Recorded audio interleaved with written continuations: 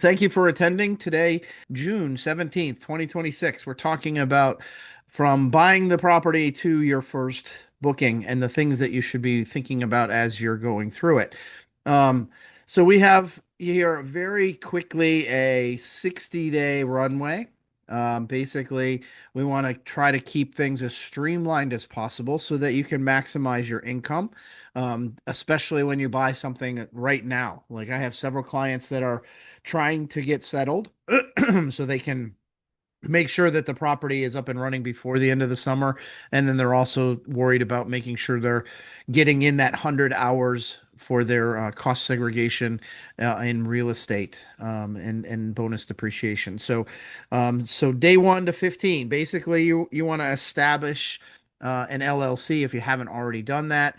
Um, excuse me, it's truly dependent on the type of loan product that you've used. So I see a lot of people that use a 10% down payment home loan that, or second home loan, excuse me, that, won't allow you to put it into an LLC right away. You'd have to wait a little bit. The reason for that is because it is considered a second home. And, if you put it into an LLC, then that changes that parameter. So there's a little bit of mortgage issue with that. Secondarily, if you're with a DSCR loan or a, standard commercial or a conventional loan, 20% down or more, you should be able to get an LLC here in Virginia within 30, 45 minutes, all online. Very, very easy. Um, if you work with me or my partner Beth Davis, we usually make sure that your STR is going to be compliant prior to you getting buying that property. You don't want to buy something that won't be able to get that permit. There are certain areas in our world here that are a little bit more difficult to get the permit. So that is Front Royal, is Linden, Virginia. That's Warren County. They require a 90-day permitting process that you have to submit an application, goes to the Board of Supervisors, and then they have three different court hearings and allow neighbors, anyone that wants to come in and complain about it, to talk about why they wouldn't want it in their neighborhood. What we do beforehand is we make sure that all of that is really set aside well before you even make the contract happen. We want to make sure that the property is going to be easily turned on as soon as you settle on that property. From there, we have a lot of people that do this earlier than that, but between day 16 and 35, we are talking about design, new paint, fresh carpet, new flooring, adding amenities that may not be there already. We're working through a lot of different um, systems, right? Who are your cleaners? Who are your hot tub people? Who are your handymen, contractors, builders? Anybody that you need that's going to help you manage that property. And on top of that, what we call co-hosts or property managers, if that's the direction that you want to go. Um, some of the co-hosts and some of the people that do help us in this process are actually there at the property when the furniture is delivered. They're able to put it together for you and stuff like that. Also, while you're in that process, you want to be being quickly setting up the property on the systems and then actually understanding what systems you're going to use. So, are you going to just be on Airbnb? Are you going to go on to Airbnb, VRBO, Booking.com, multiple channels? And then, do you want to have a property management website? Right. So something that can combine all the calendars together. If they book on Airbnb, then it takes it off of VRBO. For me, I'm personally a fan of Hospitable. It's the easiest setup. It does come with its own forward-facing website so that you can get direct bookings as well. And it's relatively cheap. It's $30 to $50 a month, something like that. Some other tools that you're going to need, Price Labs for your dynamic pricing, as well as just Instagram, Facebook setups like that, so that you can market that property, right? Um, One thing that I didn't mention here is design and sourcing, is I would name the property so that when you set up your Instagram or whatever, you're building a brand around it. Now, if you're looking at growing a business, not just a singular property, you might want to have multiple channels. So I would have, you know, Stream as my vacation rental system, right? That's the whole thing, multiple units, and then have Sapphire Ridge, um, Windy Knoll, whatever other properties that fall in behind it, as their own Instagram pages or Facebook pages as well. So that leads me into day 36 to 45. Who's going to manage all of that, right? Me as a real estate agent, I have a full-time job. If I own property and that becomes my full-time job, then I'm not selling real estate. So you really have to understand that if this is something that you can handle or if you need to hire somebody, right? So when we've talked about this, there are ways to automate your property. Um, smart locks, right? So something you can change the code via your cell phone, video cameras for the front of the property so you're being safe but not intruding on any of the guests that are there. Other tools like StayFi is a tool that you can have for logging into the Wi-Fi at the property and collect the guest's email address so that you can retarget them and market to them later. There are other products like Hospitable PMS systems, that's that property management system or software, that actually help you coordinate with the cleaners. They help manage the calendars and all those things. What else is there?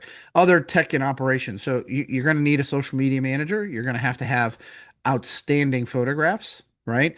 And that's coming up here on day 45 to 60. We want to make sure that the property is in perfect condition for hospitality, right? So there's a difference between coming to my house personally and going to a hotel. Now, I'm a very clean person. I don't like to have a cluttered house, but things get out of control. Multiple people living here, you know how it goes, right? So remember, this is a hospitality business, so you have to have a property that is in perfect condition, no hairs out of place, and I say that specifically, so because some people will say, "I found a hair in the sink," and that will ruin your whole Airbnb experience. So, making sure that you are set up pristine, crystal, and clear, everything is perfect. Once you have that, you're going to be hiring the best photographer in the world. I use Absolute Altitude, who is here in our area. His name's Joel Yoka. He is really awesome with that, and he has multiple different programs or packages that you can get. One of them is extremely higher on the price point, but very much worth it, where they bring in actors and then they can, really create an experience through the photography because what is Airbnb? It's a glorified dating website. You're going to be, up against multiple other properties, similar in style, similar in bed and bath counts, and you want to stand out from the crowd, and photography helps you do that. So those are the big ones that I see in the first 60 days, right?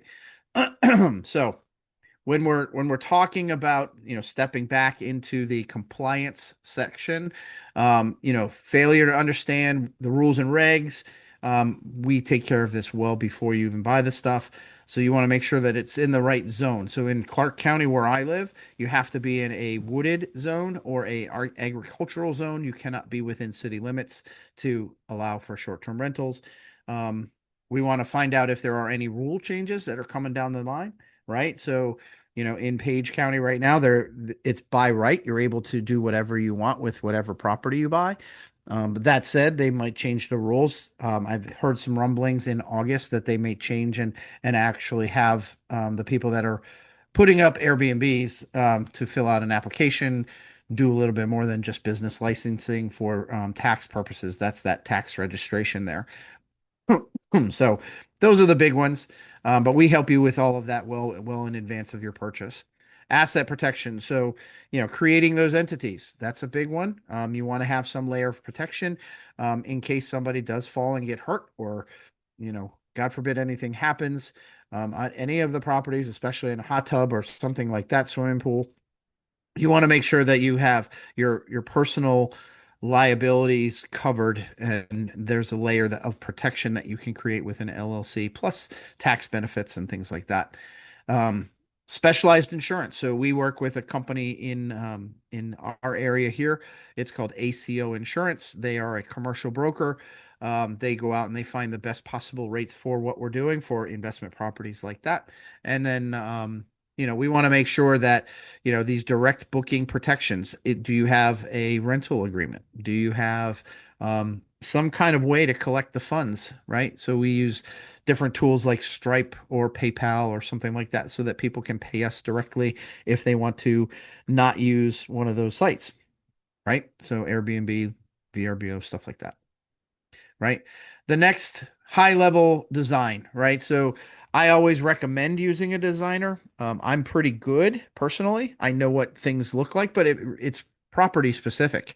It's branding specific. You could create a very dynamically beautiful property with the right logos and the right things, and then design the entire property around that particular system. And that's what is going to really sell this. So you've got to set it up, as I mentioned before, in a way that's going to create some kind of experience for that guest. So, for example, if you have a four-bedroom house, it can sleep up to 10 people, and you only have six chairs around your dining room table. That's not going to work. You want to be able to accommodate whoever is there.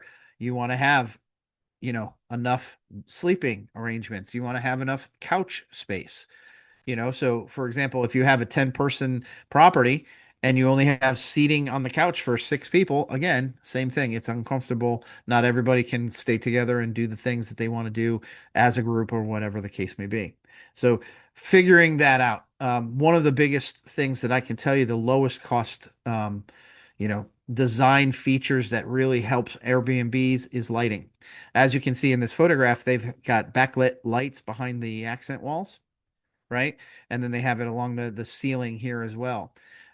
Outside string lights, interior, um, what do they call 'em? Neon signs, things like that, all low cost that can actually enhance the photography of your property and the feel of that as it's going. In here, we've written down select highly textures, high contrast visual anchors that pop inside small spaces, right? Um, Invest in deep commercial grade couches so they don't get ruined.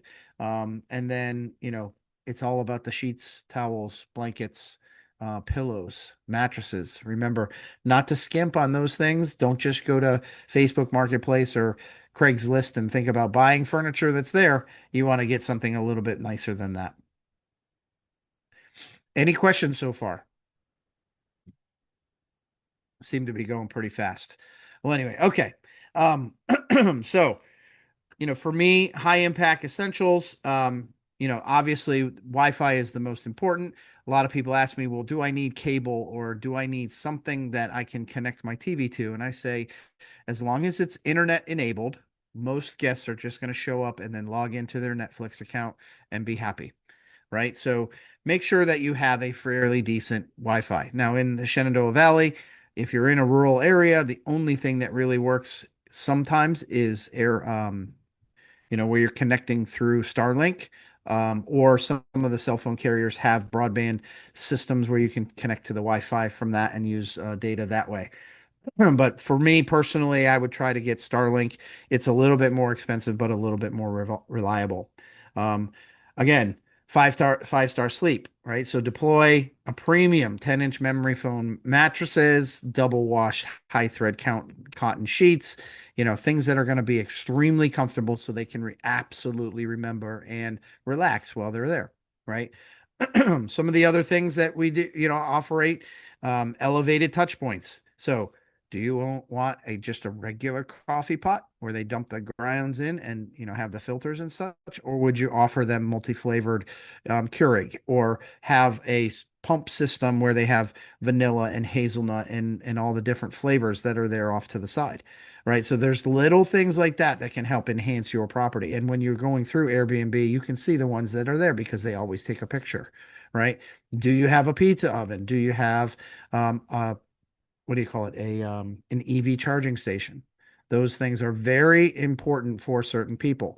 If you're buying a property in, like, for example, Massanutten or Bryce Resort, the more important ones to me might be a bike wash, because during the summertime they have mountain bikes go up the chairlifts and then ride down the mountain. You can offer a bike wash. It's as simple as putting a post in the ground with a bike rack on it and a hose next to it, right? Something that's different. Some of the guests that I know, or hosts that I know, they offer ski passes. So at Bryce Resort, you can buy corporate passes. It costs about 5 or 6 thousand bucks. You can offer up to five ski passes for your guests. They wear them on a neck lanyard and they bring them back to the property. It's a value add that are going to just bring that property up to the next level that somebody else may not be willing to do, right? So some things are very good. The next is the most important thing. If you're running a business, you want to be able to have really good numbers as far as the nightly rate. You want to make sure you're maximizing your opportunity and not losing any guests, right? So you can underprice something and you'll book and have 100% occupancy, but then you know you're leaving money on the table, especially with cleaning fees. So having a dynamic pricing tool like um, uh, Price Labs is very important. It absolutely is a vital system that we use that once you plug it into your property, here's your highs and lows, right? That you put in there itself, and then it automatically changes the rates based on weekends, holidays, what other properties are doing around it, and things like that. So it's extremely important. So don't just go in and go, okay, I'm going to be at $300 a night and assume that that's going to work for you. Some people it does, but in today's land, again, it's always going to that next level. We talk about 10x as a system, right? So what is it that's the very basic, right? I'm going to offer the basic service and then how do I 10x that? And that's the experience that most people are looking for and will pay for and give you that 5-star rating. So when you're doing these things, make sure you're using dynamic pricing tools. Very, very important in my mind, so that you can, make sure that you're not just losing money or guests by being too high, right?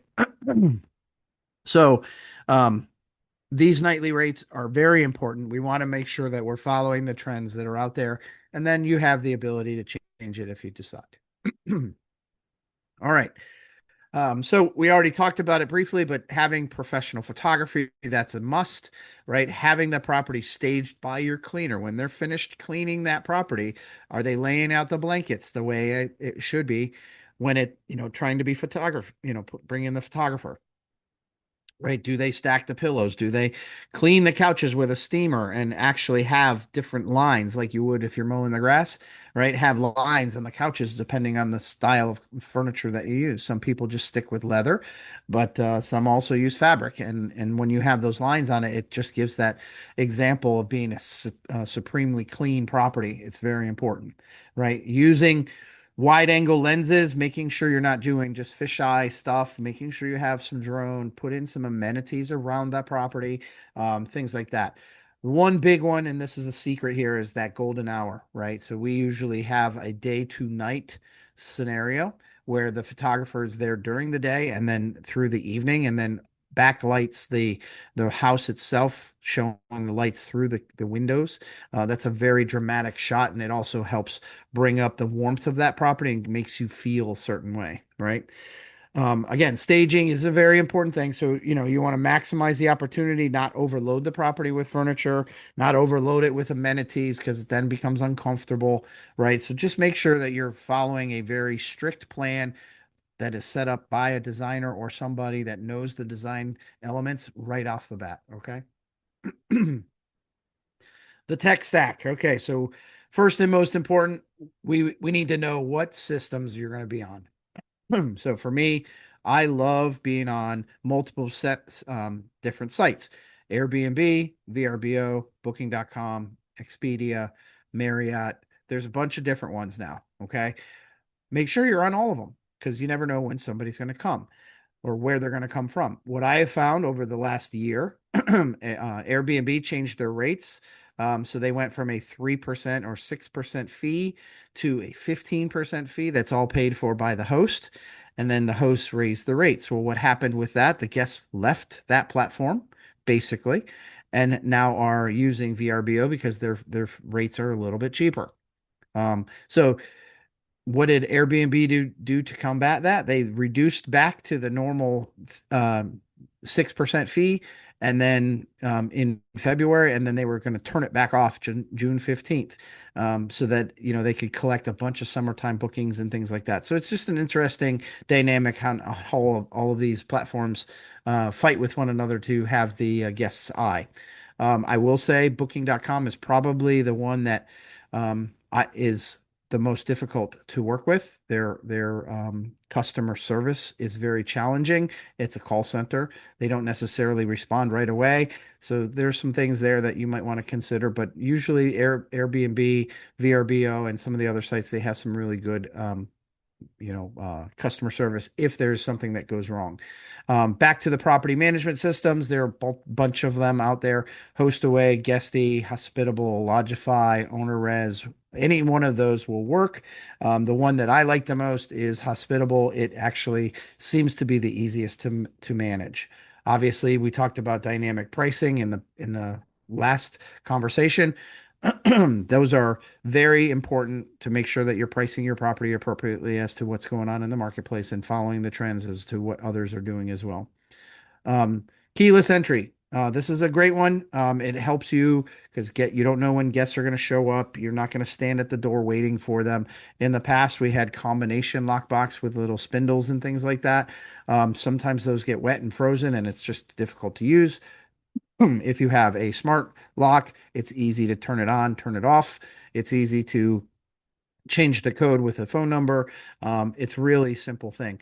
On top of that, I would also suggest investing into a thermostat that is internet based. Nest is one that comes to mind. That is a very important piece because when guests are there, they're going to turn the heat on or off.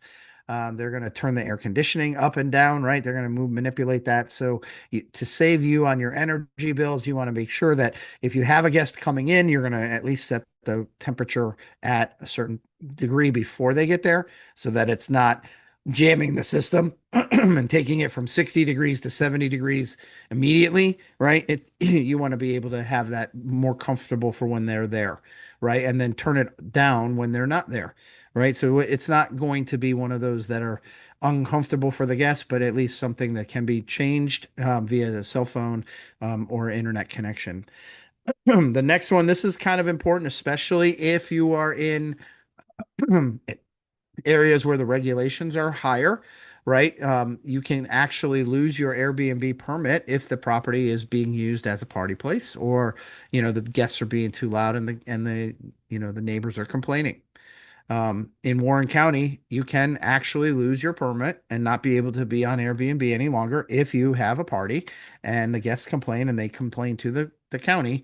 And then they come back and, obviously it's not the first time, but, if it's a multiple scenario where it's happening all the time, then that's something where you're not managing that property efficiently and they'll remove your license. So we use tools like Minute or Noise Aware. It's a decibel reading system. It doesn't look like anything more than, like a smoke detector, and it doesn't register the person's voice, but it does register their volume. So decibel meters, those are very good in helping you make sure that your property is being, following the rules between those hours when it's supposed to be quiet. The other one that we talked about, StayFi, that one is a good one for me because that helps me in marketing. So if I've got a guest that's there, I can certainly get their email address and then I can market to them efficiently after the fact, especially in some of these beach communities where people love the house that they stayed in and then they want to come back year after year after year. And so I can offer them a discount by email or something like that to do that. Some of the other little things that we do once we have their email addresses, just offer specials. We can also offer what we call concierge services. What is concierge? So if somebody has an anniversary or a birthday party, maybe we have a birthday cake delivered, or maybe we have flowers delivered, or something to that nature. Obviously, DoorDash is there and things like that, but we as the guest can message the host, and the host can respond and saying, "Here's the things that we set up." We've seen people have masseuse come to the property. We've seen people have a chef show up at the property and help cook dinner. So pretty cool stuff. As long as I have their email address, I have the ability to do a lot more with my marketing and offer a better experience, in my opinion. Cool. All right. So here are some of the channels that we're looking at. Um, Obviously, you're setting up yourself as a business using sites like Airbnb and VRBO. Um, those are great. Those are the foundational pieces that I would say. But then stacking it onto other things, right? Like direct booking through your website, direct booking through a QR code that leads to your website. There's a lot of different ways that we can market to through social media that can generate maybe one, two, three, different bookings on a monthly basis, depending on how good you are at marketing, right? This is not just put it onto Airbnb and let it fly. Some property managers are okay with that, right? That's how they make their money. I want, as a business owner, what happens if Airbnb goes down? I don't want that's the only source of income that I have. So just setting myself up for success by adding the different channels, especially direct booking opportunities. Then I'm in control. Okay, cool. That's pretty much my presentation. So does anybody have questions, thoughts? Did I say something egregious that you don't agree with? Anything that might help you with getting your property up and running within the first 60 days.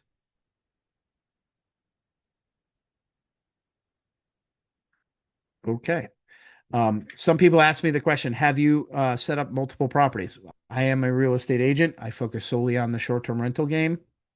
Um, in the last 2 years, so far this year, we've sold 28 properties. Last year, all year, we sold 35. So if you're going to say, do you know how to set something up in the last year? I would say I'm close to 100 properties that have been set up.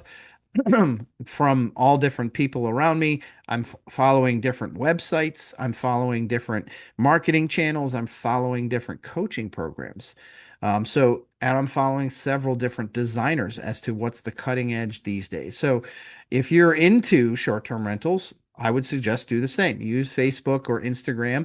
Start searching out short-term rental revenue management. Start searching short-term rental staging and um, what you call it, design and setup, right? Start searching hottest amenities, right? So you start searching whatever you can think of and follow those onto those different platforms so that you can watch and see. So you're learning as quickly as I am.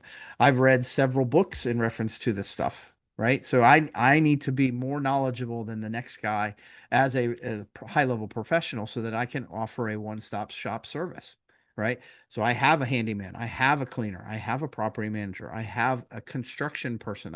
They can build you a whole house, right? I know all the rules and regulations. I have CPAs, I have attorneys, I have all of the things that you would need to get set up in my back pocket as recommendations, and I don't take them lightly. These are the top cream of the crop people within the industry in our area so that we know, because we do it multiple times, it's a repeatable thing, who to call in this particular scenario. So for me, more importantly, have a good real estate agent help you with that acquisition that knows the rules and regs, also understands what's the top of the line type of scenario right now, right? So Catherine and I were talking earlier. She didn't realize that the Shenandoah Valley is actually a really great place to own a property. Lower price points, right? You can buy a $300,000 property and still make anywhere from $50 to $75,000 in gross revenues. That's a pretty good return. She's looking in Florida, great market there. Obviously, the weather is a little bit different. So she asked me the question, how often or how many months of the year do we get good bookings? And usually, 10 months is the answer. So spring, summer, fall. Fall is great, actually, even into Thanksgiving and Christmas. So we launched our own personal Airbnb in October. We had a writer stay for an entire month as a soft launch just to make sure we had all the kinks worked out. Then, as soon as he left, the first thing that was booked was Thanksgiving, then Christmas, then New Year's. Both years that we were on Airbnb for December were our highest actual income months because we were able to charge a significant amount of money around that Christmas, New Year's week. So just just something to think about, right? So I'm always following different news programs. I'm following the rules and regs. I'm listening to podcasts. So, I've diversed myself into several different areas. I'm following the trends on what's going on, not just in our area, but in other areas because it might change for here as well. So, just make sure that you're connecting with the right people and have that bag of tricks in with you so that you know that you're covered. Michael has a question. Yeah, hey, Erin, what sources do you recommend for kind of furnishings that are higher end but still don't break the bank? Yeah, so there's a company out there. Obviously, there's Wayfair. Wayfair is one that we use a lot. Um, there's another company called Minoan, Minoan, and they have, they're all about the Airbnb setups, and so you can get an account with them, and they offer discounts for that type of stuff. And then they obviously you can go to different furniture stores, but if you have a design in mind usually go into Wayfair. They can, you can put your template into their system. I would suggest having an account with Wayfair. They send the furniture directly to your property, and then you have somebody put it together for you while it's there. Great, thanks. And what are your thoughts on kind of self-managing a property versus getting a manager for it? That's a great question. So everybody's different. I am one of those that I work during the day, and when does the problem usually happen? In the evenings. And so I would lean personally into two. There's two different types. There is a co-host. That is somebody that can help you manage the property. They might take on those phone calls when when you're off or whatever. They also can help you manage the property. They do charge anywhere from 10 to 20% of the gross revenue on a monthly basis, right? You handle all the billing and all the income, and then you pay them directly. Whereas property management is a similar service, but it's their account on Airbnb, VRBO. It's their everything goes to them, and then they send you the money after all the expenses are paid. So it's just two different systems, but similar. So I prefer, co-host versus property manager because of the ability for me to manage that property if I needed to versus having a property manager pick up the phone, have to call them. They make the changes. Some of those property management companies, Vacasa, Evolve, bigger ones like that, they charge anywhere from 20 to 40% depending on where that property is. I was actually staying at a condominium in Myrtle Beach one time, waterfront thing. It was a really cheap, weekend trip for my wife and I. And I found out from the owner that the property manager of the building charges them 40% of their gross revenue to make sure all the cleaning and everything gets taken care of, all that stuff. So that I just thought that was a little bit outrageous, especially if you're only generating $2,000 or $3,000 a month in gross revenues. You know what I mean? So it can be expensive, but a lot of people the very first year they want to do it for one or two properties, and then they get to that three or four properties, then it becomes uncomfortable. They're managing too much, and so then they send it off to a property manager or co-host. Now, if you're looking for the tax benefits of that, certainly you can have a co-host and still earn your 100 hours of real estate experience. So you're going to talk about, the purchase of the property. You're going to talk about and document all of the setup of the systems. You're going to document the actual management of the property on top of what the co-host is doing. So there's a lot of things that you can add to your list if you go to that 100-hour rule for the cost segregation. A lot of people come to me and say, this is the most important thing that I need to do is make sure I get that 100 hours so I can get this right off on my taxes.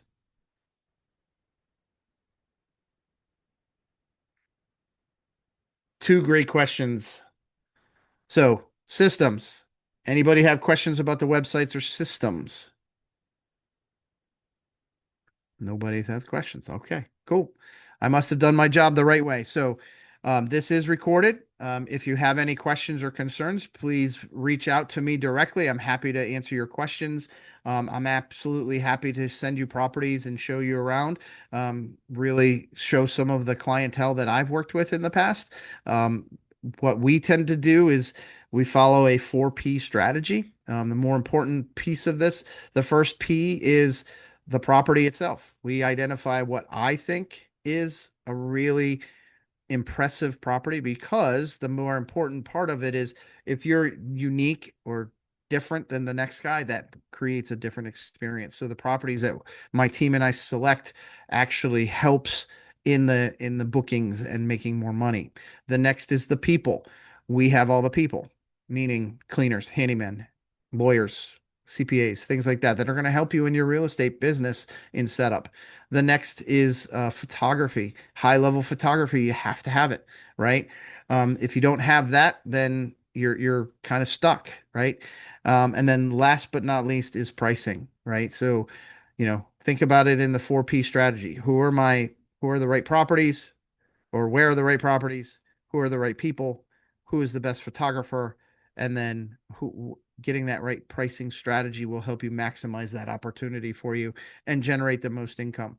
What I will also say, this is just a little side note, with your real estate business, make sure you're saving money, right? So, obviously it gets exciting when you get your first booking, and then when you finish your first month and you see the gross revenue and you're able to pay all the bills plus have money left over.